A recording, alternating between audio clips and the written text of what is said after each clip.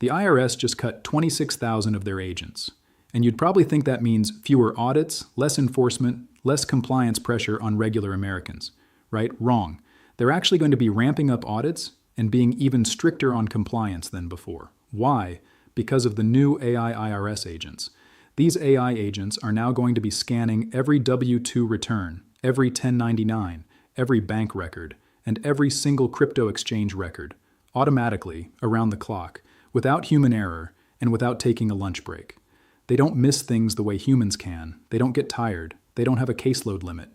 This is one of the key reasons why we're seeing IRS audit activity increase, not decrease, even as the agency gets smaller. Not to mention, and this is important, the IRS is also changing some of the rules on how they're going to be taxing you if you have a side hustle, if you sell things online, or if you invest in crypto. And if you're not aware of these changes, and you make these mistakes, you're going to be more likely to get flagged by the IRS. So in this video, I want to go over 5 key things that the IRS is paying close attention to in 2026. That way you can legally pay less money in taxes, avoid the most common red flags, and not have to worry about getting audited. But before we get into the 5 things, let me just make sure we're on the same page about how the IRS actually decides who they want to audit. Because understanding this changes how you think about everything else I'm going to tell you. The IRS uses something called the DIF Score, which stands for Discriminant Information Function. Every single tax return that gets filed gets assigned a DIF rating automatically. This rating is calculated based on a combination of factors: how much money you're making, how you're filing your deductions, what type of work you do, where your business is located, and how your numbers compare to other taxpayers in similar situations. Once every return has been scored, the IRS pulls aside roughly the top 10%, the returns with the highest DIF scores, for additional review. And out of that top 10%, approximately 10% of those get selected for a full audit. So when you do the math, about 1% of all tax returns end up getting audited. But every single one of them got there through the DIF score. Why does this matter? Because now, instead of thinking the IRS is randomly picking people, you understand that there's a specific system looking for specific anomalies. And the 5 things I'm about to go over are the behaviors that raise your DIF score the most. Now that you understand this, let's get into it. But of course, as a licensed attorney who is not your attorney, I'm not here to serve as your personal tax advisor or legal counsel. I'm sharing this with you as a random guy on YouTube so you can start thinking smarter about your tax situation and make sure you have the right professionals on your side. None of this is legal or tax advice. Got it? Good. Let's go. One of the most common reasons that people get their DIF score raised and end up in that top 10% that gets flagged for review is by filing deductions that don't match their income level or their actual business activity. I want to go over 3 of the biggest ones because these are extremely common and they're the kind of thing that seems totally reasonable until you realize why the IRS sees it as a red flag. The home office deduction. Let's say you work from home. You're a freelancer, a content creator, a consultant, whatever it is. You work from your apartment and naturally you think, I should be able to write off some of this space, right? That's a legitimate deduction. Here's where it goes wrong. Let's say you live in a 900 square foot, 1-bedroom apartment. You work on your kitchen table, and now you decide you want to write off 40% of your rent and utilities as a home office deduction. The problem is your kitchen table is where your kids do their homework. It's where you eat dinner. It's where you wrap birthday presents. It's not exclusively an office, no, and that's the key word. The home office deduction is supposed to be used only for a space that is used exclusively and regularly for business. Not sometimes, not mostly, only. If your home office deduction is taking a large chunk of your income, especially relative to what you're earning, the IRS AI system is going to catch it. And they're going to compare your deduction to other people at your income level in your zip code who are claiming similar deductions. If yours looks inflated by comparison, that raises your DIF score. Now you might be thinking, well, how big of a deduction is acceptable? And here's the honest answer. The IRS doesn't publish a specific number. They compare you to your peers.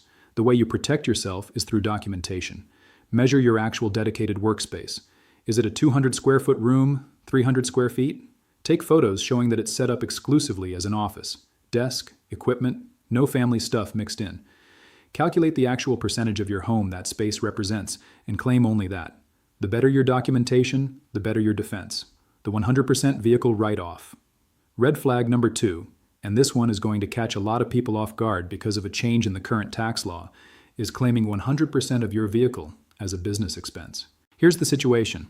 Under the new tax legislation, specifically through what's known as the Section 179 deduction, you now have the ability to write off up to 100% of a heavy vehicle in year one. Heavy vehicle means something over 6,000 pounds. Think large SUVs, trucks, certain commercial vehicles. So let's walk through the scenario that the IRS is going to be watching for. Let's say you run a business. Maybe you're a real estate agent, or a social media content creator, or you run a landscaping company. You go out and buy a $100,000 SUV. Let's just say a G-Wagon, which clears the 6,000-pound threshold. You put $20,000 down, finance the other $80,000, and then on your tax return, you write off the full $100,000 in year one, because Section 179 allows it. Here's the problem.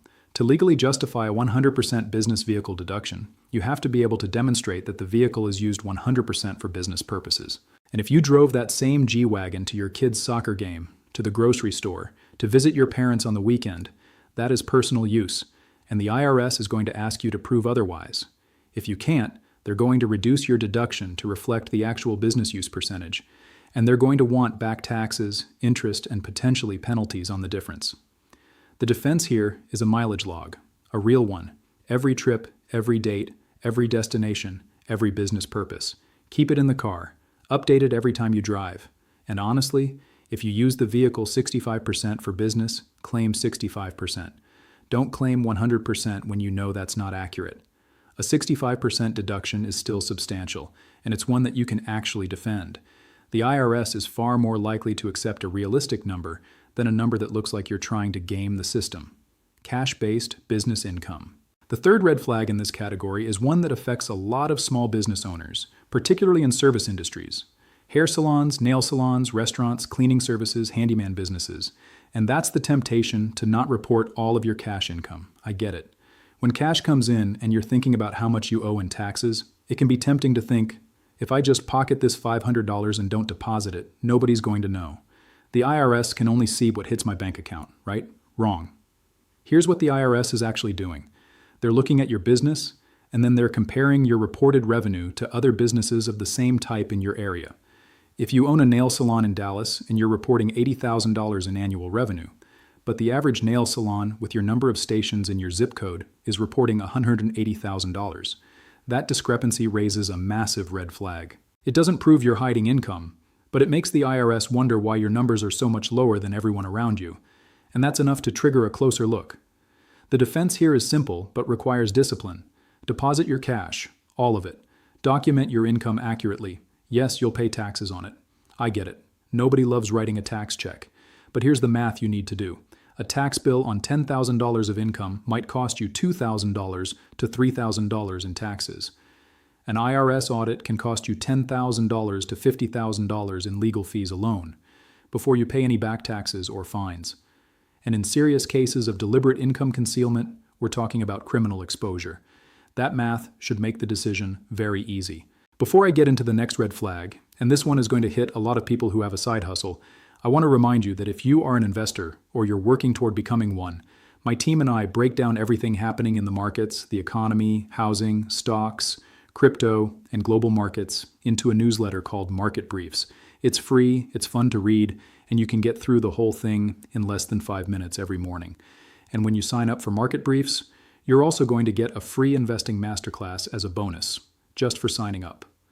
That way you can start learning how to invest smarter and find opportunities before they make the mainstream news. If you haven't signed up yet, the link is right down in the description below. The next big red flag that the IRS is cracking down on is what I call the side hustle trap. And this one is catching people off guard because there's a new law that changed the rules. And most people either don't know about it or they think they're under the threshold when they're actually not. Here's the situation. Under the One Big Beautiful Bill Act, the major tax legislation signed in 2025, there are new reporting requirements for payment platforms.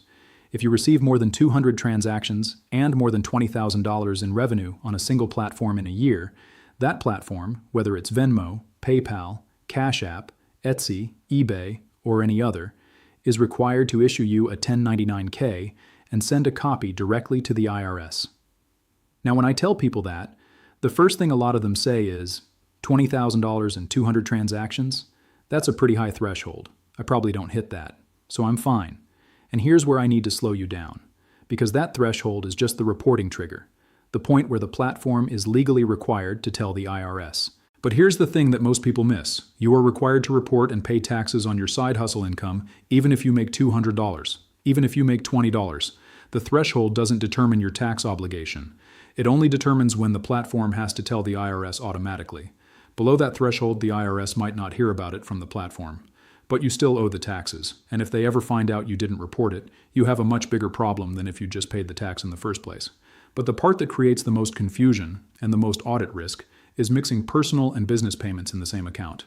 Let me give you a really specific scenario. Let's say you do handyman work on the side. A neighbor pays you $600 on Venmo to come fix their bathroom tiles. That's business income. But then your roommate pays you $550 on that same Venmo account as their share of rent. That's personal. And then your friend pays you back $80 for dinner. Also personal. Now your Venmo has a mix of business and personal payments flowing through it. And when the IRS looks at your account, they don't automatically know which is which. That ambiguity creates exactly the kind of anomaly that raises your DIF score. The defense here is separation. Create a dedicated business account on Venmo, on PayPal, on whatever platform you're using that is used exclusively for business transactions. Never run personal payments through it. And every single time money comes in for your side hustle, immediately set aside 25% to 30% in a separate savings account just for taxes. You might not end up needing all of it, depending on your deductions, but you'll have it there when tax season comes, because the worst position to be in is owing $3,000 to the IRS and not knowing where that money is going to come from. Number 3 is crypto. And I want to be direct with you here. This is one of the biggest changes happening in 2026 that the majority of crypto investors are either unaware of or actively hoping to avoid thinking about. Starting with your 2025 transactions, meaning what you did in crypto during the 2025 calendar year, which will be reported on your 2026 tax return. Every centralized crypto exchange is now legally required to report your crypto activity directly to the IRS. Every buy, every sell, every trade, your Coinbase account, your Robinhood crypto account, your Kraken account, all of it.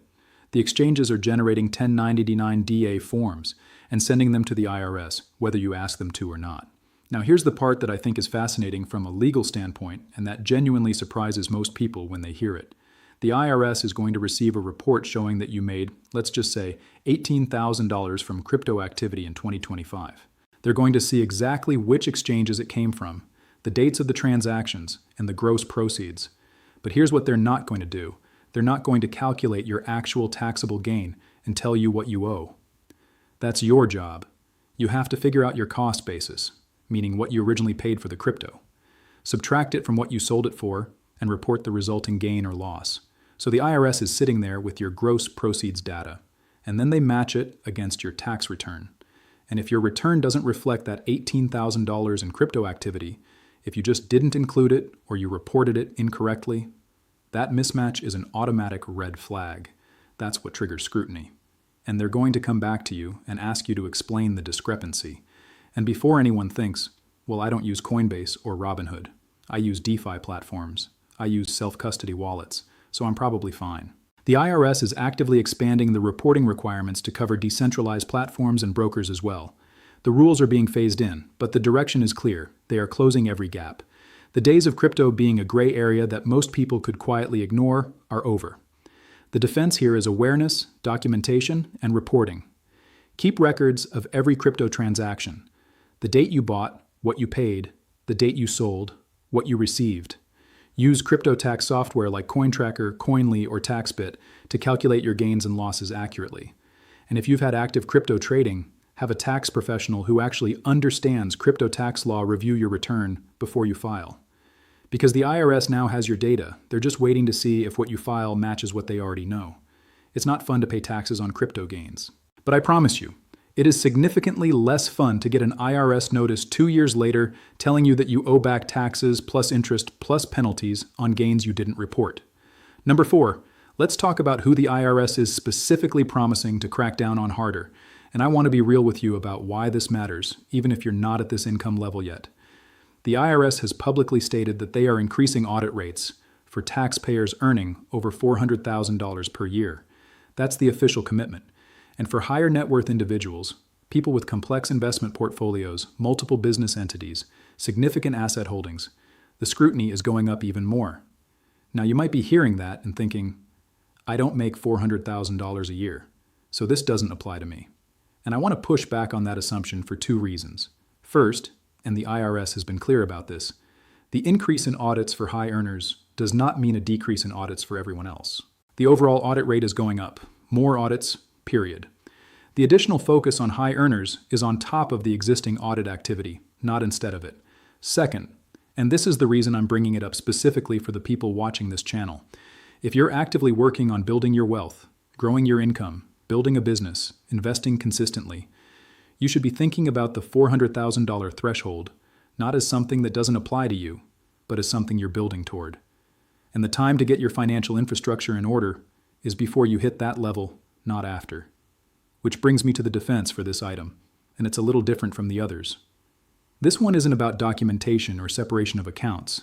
This one is about the quality of your professional team. Get a good accountant, not just any accountant, a good one. And I know that sounds obvious, but let me tell you something from personal experience. I have worked with cheaper accountants who I thought were saving me money, and I ended up paying for that decision in the form of overpaid taxes, missed deductions, and audit exposure that a better accountant would have prevented. Then I worked with a more expensive accountant, someone who specialized in higher income earners and business owners, and yes, the annual fee was significantly higher, but the savings they found, the audit risk they eliminated, and the peace of mind they provided was worth it many times over. A good accountant doesn't just file your taxes, they advise you throughout the year on how to structure your income, your business expenses, your investments, and your retirement contributions in ways that are completely legal and significantly reduce what you owe.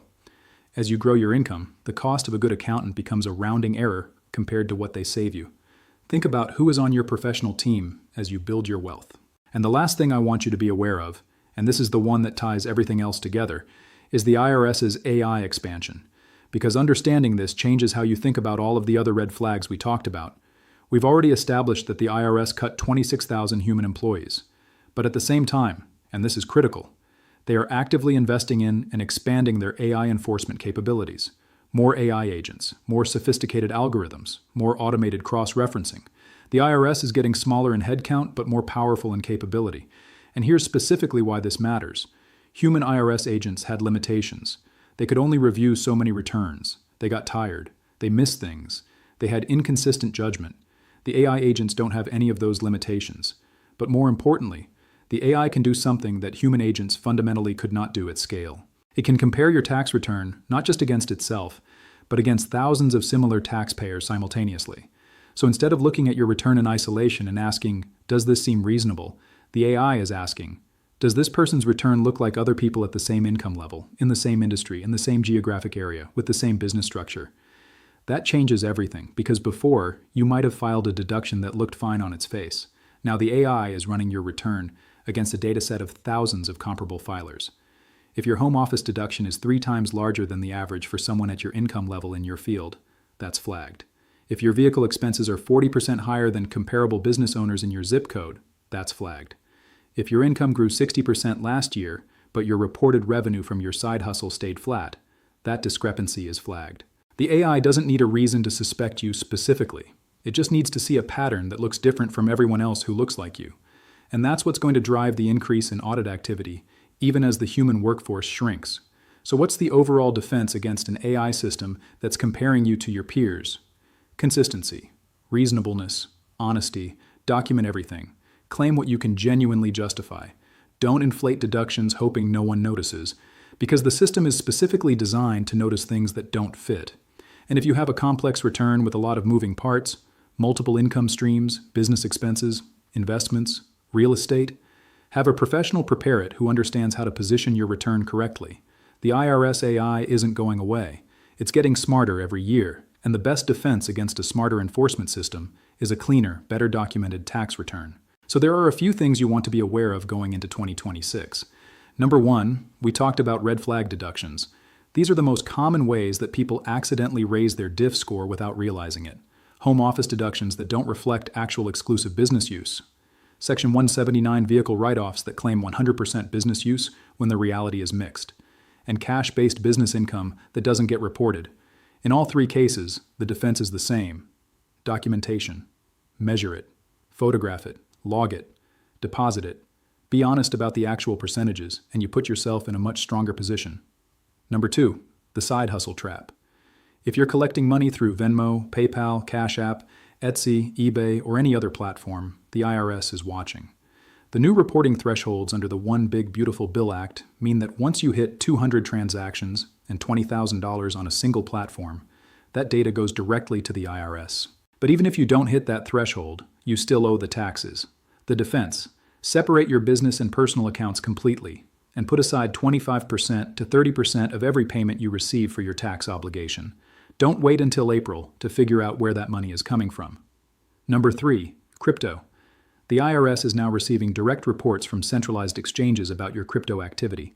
They know what you bought and sold. They're going to match it against your return. If there's a gap, that gap becomes a red flag. The defense: report everything, document your cost basis, use crypto tax software, and if your trading activity was significant, get a professional who actually understands crypto taxation. Number 4, the high earner target. The IRS has committed to increasing audit rates for people earning over $400,000 per year. And overall audit activity is going up across the board. The defense here is investing in a quality accountant or tax professional, not just at tax season, but as an ongoing advisor. Good accountants cost more. They also save you more, protect you more, and let you sleep better at night. And number 5, the AI expansion. The IRS is replacing 26,000 human agents with AI systems that are faster, more consistent, and capable of comparing your return against thousands of similar filers simultaneously. The anomalies they catch now are ones that human agents would have completely missed. The defense: be consistent, be reasonable, be documentable, and don't try to game a system that is specifically designed to find people who are gaming it. The IRS is not going away. They are transforming. And the transformation is making them more precise and more powerful, not weaker. The technology they're deploying means that the strategies people use to quietly slide through, inflated deductions, unreported cash, ignored crypto gains, those strategies are increasingly going to result in consequences, not because the IRS got lucky, because the math caught up. If you are building your wealth, if you're growing your income, building a business, investing more, diversifying your assets, please think seriously about who is on your professional team. A good accountant is not a luxury for rich people. It's one of the highest return investments you can make as you grow. I know firsthand what the difference looks like. Earlier in my career, I worked with cheaper accountants because I thought I was being smart with money, and those cheaper accountants cost me more in overpaid taxes, missed deductions, and unnecessary anxiety than their fees ever saved me. When I upgraded to a team that understood my situation, yes, the cost went up. But the value went up dramatically more. That's the investment worth making. As a licensed attorney, who is again not your attorney, I'd also add, for anything complex, especially if you're getting IRS notices, dealing with back taxes, or running a business with significant revenue, get a tax attorney or a CPA who specializes in IRS representation in your corner before you need them. Not after. And again, for those of you who are investors or working toward becoming one, Market Briefs is the fastest free way to stay up to date on changes like this, plus everything happening in markets, housing, crypto, and the broader economy.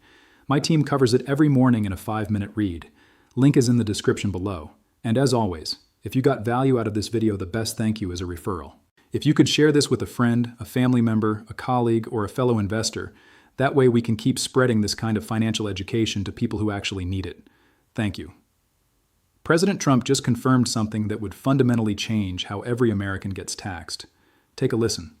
I believe that tariffs paid for by foreign countries will, like in the past, substantially replace the modern-day system of income tax, taking a great financial burden off the people that I love, eliminating the income tax entirely. Is that actually possible?